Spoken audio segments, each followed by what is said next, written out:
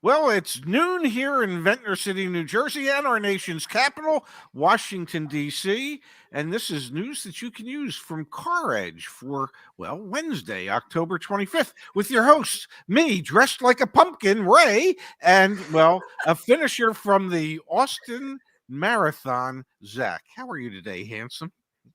I am thoroughly amused by your commentary. You do look a little bit like, in the orange watch too. You do look a little bit like a pumpkin man. I dig it. I absolutely Yeah, dig it. this is the color I turn when I am engulfed in flames, like our thumbnail. All right, let's kick things off, folks. Car dealers can't sell overpriced cars. The tide has turned, Dad. Q3 quarterly earnings from OEMs this week. Yes. Q3 quarterly earnings from car dealers out this week. We're going to run through a few of them. The headlines all look eerily similar. Let me get them up on the screen. We'll start here, Dad, with Lithia Automotive. I think, if I'm not mistaken, the largest car dealer in the United States. They are indeed. Lithia Q3 net income slips 20%, record revenue. Mm-hmm. That being said, their actual profit, the net income, dropped $265 million year over year. Let's start here. No, then no, I'll jump. no. It dropped to $265 million. It didn't drop $265 million. Thank you. Dropped to 200. Yes. Yes, they still made $265 million, which yes. is a ton of money. But that down 20% year over year, an indication that dealers are having to start to eat into some of those incredible profit margins they saw last year as consumer demand dries up. That's what this said to me. What does it say to you? It says pretty much the same thing. If you read into the article, even though they're making well over $5,000 per vehicle sold, that number is a huge decline from the previous quarter. So they're still selling cars. They're not making as much money per car sold as they had been, and their costs are going up in order to sell those cars. So I don't know that it means that dealers can't sell overpriced cars. It just means that they can't sell them as quickly or for the same type of profit margins that they had in the past. Well, that's certainly the trend that we're seeing, because looked at Group 1 Automotive, their net income down 16.7%. Again, still making a boatload of money on every vehicle sold, but profit margins are coming down. Penske Automotive Group down 23%. They're all the way down similarly to $264 million in net income. But again, down 23%, a non-trivial amount. And Asbury Automotive down 17% in terms of the amount of profit they're able to make. So you are probably onto something. Can they not sell these overpriced cars? No, they're selling them. Can they sell them with as much profit as they had been selling them for? No, that's the evolution. And that is the return to normalcy that we saw in years past. Dealers should not make, in a normal world, on average, what was it? It was 5,000. That was down 15%. So what would that have been? Nearly $6,000 on every vehicle sold. That is too much. That is just too much. It's absolutely too much. Prior to the pandemic, it was nowhere near that number. On the new car side of things, sell new cars, yes. On the new car side of things, average front end gross profits, not including finance, but the front end gross profits were somewhere between $200 and $300 per new car sold. That did not include whatever they were able to make in the finance department, but today that number is probably 10 times that prior to F&I. And if dealers could make a profit for the year when they were only making $200 to $300 front end profit on new cars, well, then certainly they can be making big profits when it's 10 times that. But the normal would be if we could get the front end gross profit to $1,000 per car, then cars might become more affordable for more people. So part of it is the manufacturers have increased their pricing so much that nothing seems affordable. The dealers have held tight to their gross profit structures that they've grown accustomed to over the past 3 years. And they don't want to give that up. And they're still finding enough people to agree to it. So here's a really interesting dynamic within all of this. Our platform, CarEdge, what we do, by the way, still continuing to hire. So if you're interested in joining our team, caredge.com/careers, that's where you can apply. That there are so many people that see how terrible the car buying experience is and Yes. know that the way that operates is going to look different in the future. These big auto dealers, car dealers, they know this just as well. And so they've all invested in these spin-off brands. And so we're talking about Asbury, for example. Asbury, their net income was down 17% year over year. Mm-hmm. Well, Dad, their per vehicle retail, they're making about $4,000, about $1,000 less than when we were looking at Lithia. But Asbury, there's smart people over there at Asbury. They've invested in something called ClickLane. What is ClickLane? ClickLane is their Carvana competitor, their CarMax competitor, their whatever you want to call it competitor. It's their buy from home and get a great deal competitor.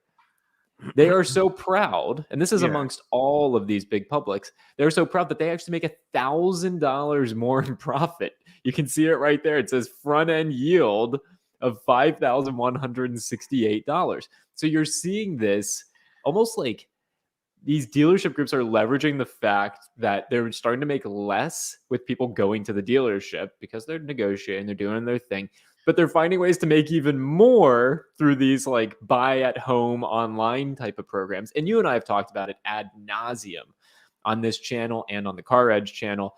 Going to CarMax and Carvana, you are not getting I don't want to say you're not getting a fair deal. You're definitely not getting a good deal. You're paying for the convenience. And you see it in those numbers just as well. You're not getting a great deal, okay, in the sense that you might be paying more than you would if you negotiated. Yeah. But for people who hate the process, as far as they are concerned, they got a great deal. And the reason they got a great deal is they got a great experience. Okay. They didn't have to go through all the BS. They didn't have to listen to all the sales pitches. They didn't have to have games played. They could go online. They could see what the price is. They could say, I want it, and it's done. And what it proves is people are willing to pay more to get a better, less hassled experience. That's what it proves. And look at the gross profit numbers from ClickLane. I mean, they're showing it just as well. Yeah. Yes. So they're helping to prove that. CarMax has never been a place where you go to get the best price on a vehicle. It's where you go to get the best experience purchasing the vehicle. There's a huge difference. And what companies are understanding is people are willing to pay for that pleasant experience. Might be onto something. All right. So again, can dealers sell used new cars that are overpriced? Yeah, a little bit. Their profit margins are coming down. We actually, Dad, I didn't even queue it up for today's show. I should have. When I was looking at the numbers over at Asbury, their available inventory, on-ground inventory, is up 45% year over year, yet their actual sales were up only 5%. So we have a growing pool of inventory. We know that floor plan costs, interest rates that the dealers are paying to hold on to that inventory is going up. The amount of profit they're holding per vehicle it has to continue to go down. I don't see how that changes if consumers continue to stop purchasing vehicles or postponing their purchases because interest rates are so high. So I anticipate when we get fourth quarter earnings, we will continue to see downward pressure on dealer profits, which should be a welcome surprise for consumers out there. We are away from the times where dealers were making $6,000, $7,000, $8,000 for every vehicle that was sold. That was the normal a year ago. I would suspect as much as well. I do have.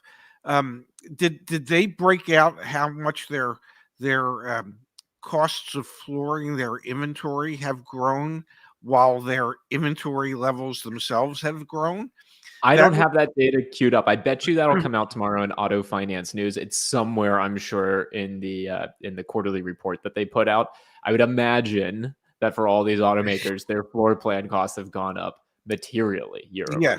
Yes. The expense of their growing inventory levels is escalating faster than what they would normally have been used to. And that's because 3 years ago, 2.5 years ago, floor plan interest rates were probably in the 2.5 to 3% range. Today, they're in the 6.5 to 7% range. So if you went from having really limited inventory and low interest charges for that limited inventory, that was not much of an expense. But to suddenly have growing inventory at a interest rate that is double and in some cases 3 times as much as what it was, that's a significant change Yeah. for these major publics who have hundreds of thousands of vehicles. And obviously it's all facilitated with lines of credit. Yeah, and it's coming off the heels. I mean, we have seen this year multiple large dealer groups file for bankruptcy, close their doors. We had Off Lease earlier this year, American Car Center before that, Shift recently. So Mhm. obviously, floor plan costs, how expensive it is to hold on to those vehicles, paired with margin compression, is I think what the smart folks call it. The margin is being compressed because they can't sell it. It's costing them money every single day. We were talking about this yesterday. I mean, well, we should talk about it live here. We were talking in private about this yesterday because we're truly seeing the impact of that. We have dealers now in our network, and they're coming to us saying, "Hey, help us sell cars. Like, please help us sell cars." It's like, well, guys, you got to lower the prices some more. You got to lower the prices. The prices are too high because the OEMs made them too high, but also you're trying to make too much money. Like when there's not demand, what do? You got to lower prices. All the big publics, their data is showing that is exactly what is happening right now. And I think that, if I may, to the comment here from from Oh No, Mr. Bill 798, Ray and Zach, as you have said in the past, wait until end of year if you can purchase. Yeah, I think so. There's just going to be even more pressure at the end of the year. The OEMs are going to want to make their numbers look better. The dealers are going to want to make their numbers look better. End of year will be a fine time to be in the market. And we know that the manufacturers are increasing their incentives, in some cases rather dramatically. So yeah, Let's I've always said that the end of the year is the best time to buy a car. It's not going to change this year; it'll still be the same. What's changing is that if there's fewer people in the marketplace, then you have to become more competitive to attract one of those potential customers to come to your location. And as my area vice president when I was at Penske used to always remind us, Ray, if the customer hasn't said yes yet, you haven't lowered the price enough.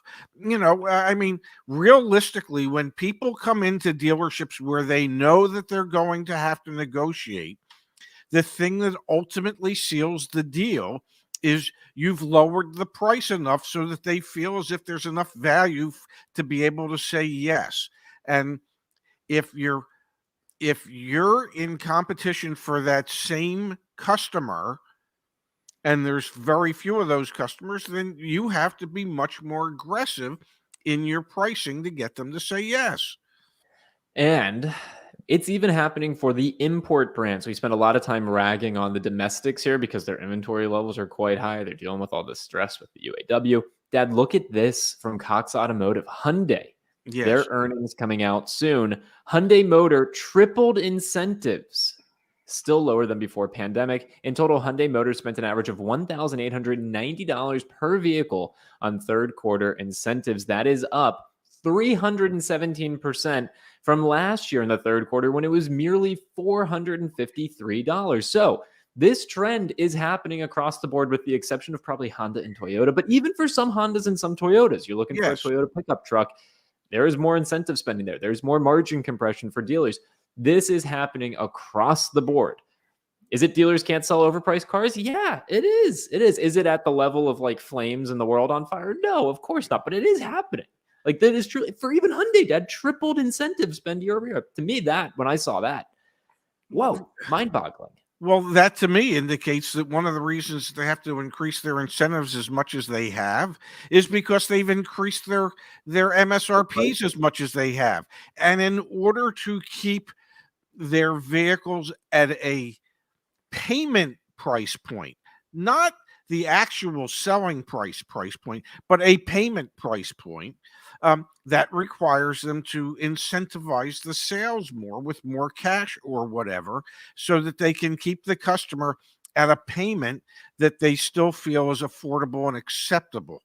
So even though we've seen MSRPs go up, we have seen corresponding increases in the incentives from most of the manufacturers that actually offset that price increase in the MSRP.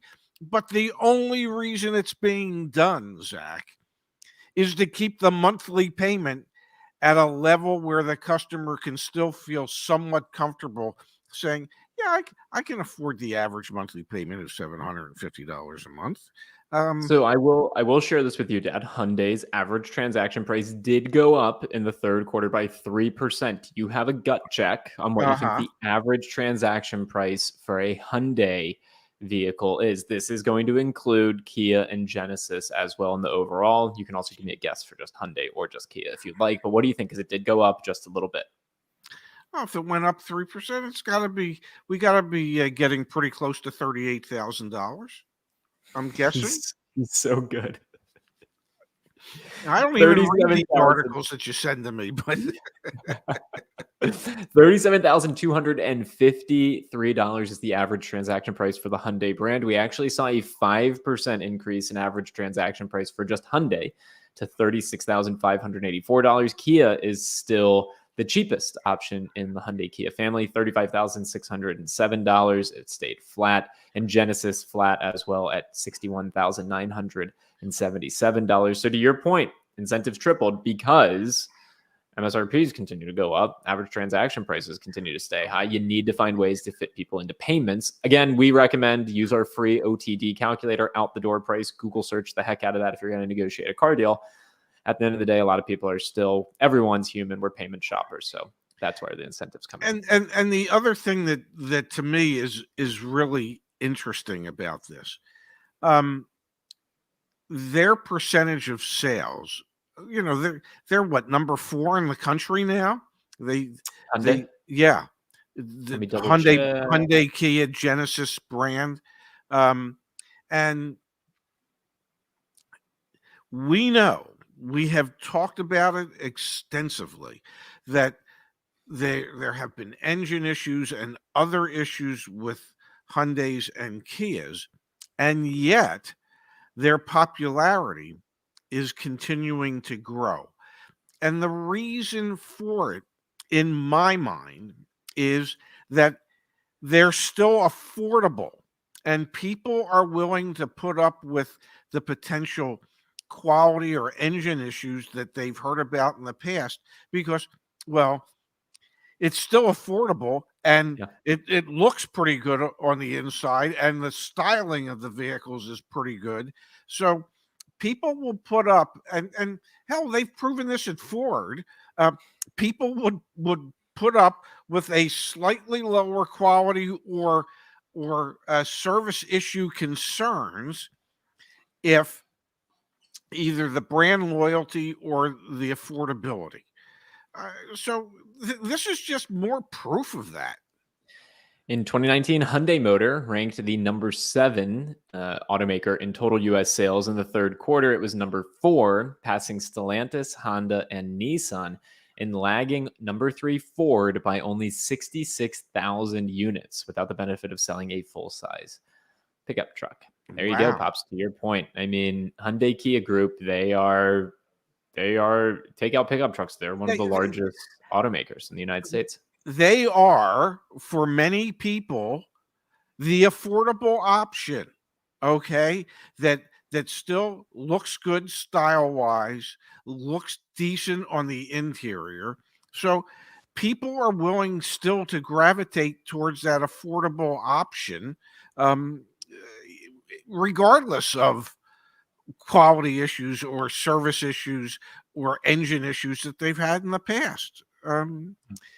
People are price sensitive, and they're probably more price sensitive today than they have been in the last decade. Yeah, At least with in good my reason. mind. Yeah. Let's go early. We got a lot of them. Can you hit me with it? Really? You gotta be kidding me. All right, first and foremost here, folks, we have Wisconsin Dealership Group agrees to pay $1.1 million settlement for accusations of junk fees and discrimination. The FTC in the state of Wisconsin accused Rhinelander of charging for add-ons without customers' consent and unfairly marking up the transactions of American Indian customers. Though it agreed to the settlement, Rhinelander denies wrongdoing. I'll give you the floor, good sir. Well, let's face it. Who doesn't want to write a check for 1.1 million simply because you did nothing wrong? Yeah, absolutely. Let me write that check. I will say this one more time. I will say it till I'm blue in the face. Throw these sons of guns in jail instead of just fining them.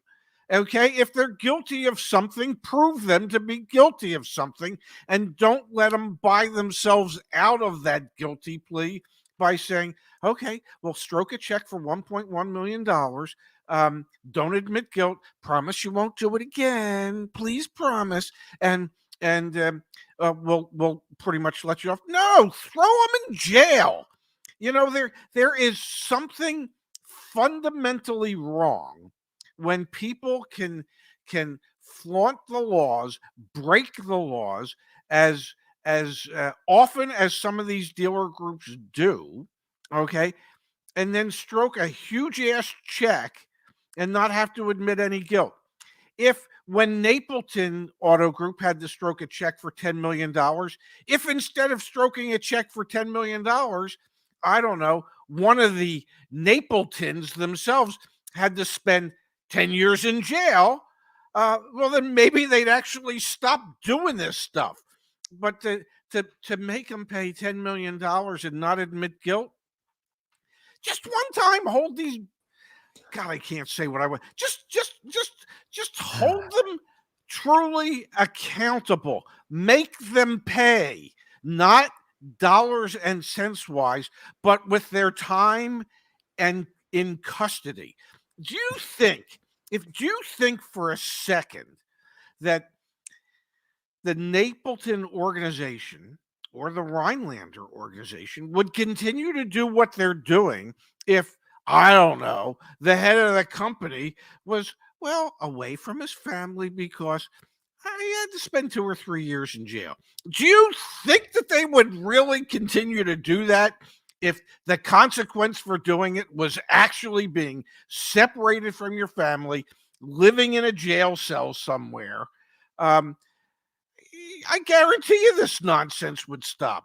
But no, we're just going to write that check. Don't admit any wrongdoing. We're good. We're good. Just in case anyone was ever curious if I would do something illegal, know the immense father-son disappointment I would face. I don't want to do anything illegal, but holy cow, man, you are so passionate about this. Well, let me ask you a question. When you were a freshman at the University of Pittsburgh, yeah, and I believe it was your third day there, your third night there, and you got busted for using not one but 2 fake IDs for and buying alcohol illegally. Okay. Yep. And when you called me, what did I say? I don't know. I was crying, man. Yeah, well, you were crying. I said, well, you got to, there's consequences to this behavior. Your father's not just going to bail you out of it.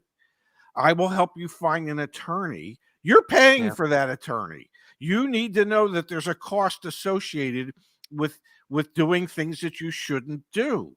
And the heads of these organizations, of these dealer groups, need to know that there's a cost above and beyond just stroking a check that means nothing to them. And that cost could be and should be incarceration. Okay, we're switching gears. Okay, I'll be good now. We're switching gears. We've got another story worthy of a really, you got to be kidding me. VinFast, Dad. They signed up 27 potential U.S. dealers. Yeah, great. Hey, but they got a hybrid model, not the car itself, just the sales model. I know. We talk forever about direct to consumer this, direct to consumer that. And then you have one of these direct to consumer brands. All right, we just signed up 27 dealers. It's not changing anytime soon, gang. We gotta make it better, obviously, but I don't think it's changing anytime soon. Well, because it's cheaper for them to find dealerships to absorb all these costs than it is for them. They realize it. That's why franchise dealers exist, because the manufacturers don't want to absorb all the costs of what it takes in order to be able to distribute all these vehicles and to service these vehicles and to do everything else that's involved with selling these vehicles. Yeah, exactly. They're learning. It didn't take them long. Exactly. All right, the third one for you. I'm conflicted about this one. I feel very conflicted. I posted this over on X. I said, Dad, I don't know if I should appreciate the fact that this dealer advertises their $12,000 markup on a Toyota RAV4, or if I should be angry. I guess it is better than going to the dealership and then they hit you with it. Yeesh. You have, Dad, an SRP, which again, Toyota has decided they no longer abide by the MSRP rules, then $4,000 in dealer installed accessories, and then $8,488 in dealer price adjustment, taking you up to a $60,741 Toyota RAV4. I guess this is good. I think it's good. Don't guess. It is good. It is good. You should give this dealer a gold star. At least they're being upfront and honest about it. Okay, so they deserve our praise for doing that. Okay, now whether or not they'll actually help them sell cars, I don't know. I would like to think it would. At least the people know up front what they're looking at. And as somebody said, the transparency of it all. Absolutely. We should compliment them. We should praise them for it. This is what we want every dealer to do. Yeah.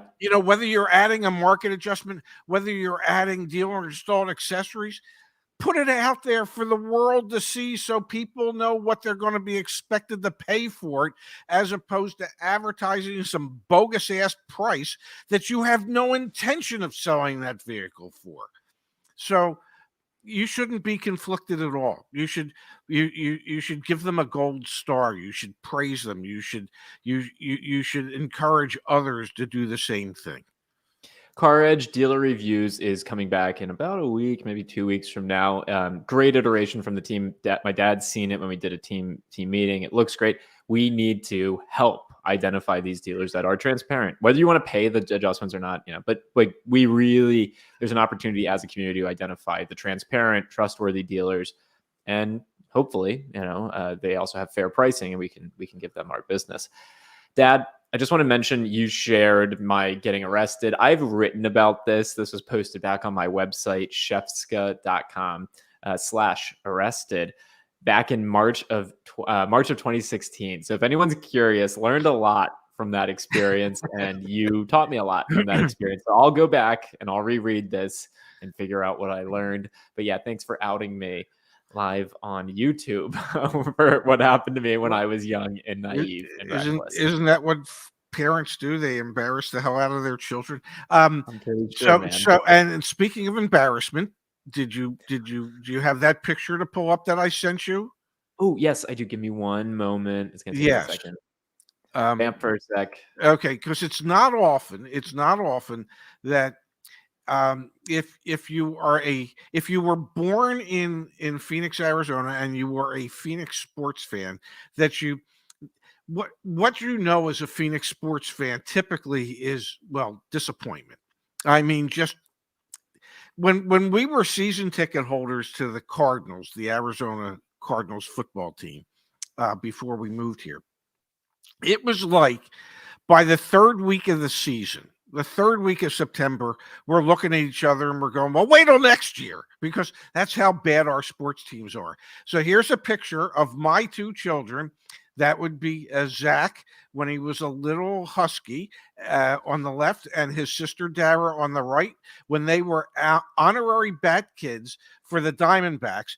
And I'd like to take this opportunity to congratulate the Arizona Diamondbacks for somehow figuring out a way to beat the mighty Philadelphia Phillies and making it to the World Series. Whether they will bring home a World Series title, I don't know, but it's really a great feel-good story for the residents of Phoenix and all those who live in Arizona. And if you ever wondered why we we tend to support the Arizona teams, well, my kids were honorary bat kids. That and they gave us really cheap tickets to cheap seats that we got to watch the games from when we went there. We'll be back tomorrow, folks. Noon Eastern, 9 Pacific. Pops, thanks as always. You make a great pumpkin, and you look good too. Well, thank you, and you make a great finisher, uh, and you look better than me. Yeah, that doesn't sound good. Having said that, yeah, well, perhaps you are. I don't know, but but at least in no, that doesn't even sound. Stop! Just stop, guys. Just stop. Stop. Goodbye, everyone. Oh God, we'll see you tomorrow, everybody. Thanks for being here.